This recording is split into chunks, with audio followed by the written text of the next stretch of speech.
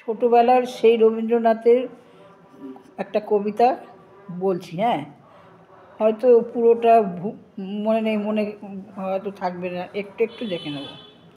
প্রশ্ন: ভগবান তুমি যুগে যুগে দূত পাঠায়েছ বারে বারে দয়াহীন সংসারে।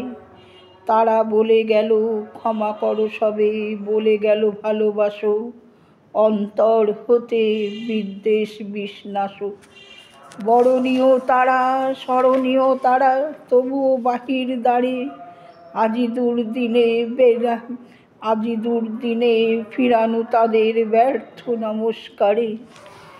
আমি যে দেখেছি গোপন হিংসা কপট রাত্রি ছায়ে এনেছে নিঃসহায়। আমি যে দেখেছি প্রতিকারহীন শক্তের অপরাধে বিচারের বাণী নীরবে নিভৃতে কাঁদে। আমি যে দেখিনু তরুণ বালক উন্মাদ হয়ে ছোটে, কি যন্ত্রণায় মরেছে পাথরে নিষ্ফল মাথা কুটে।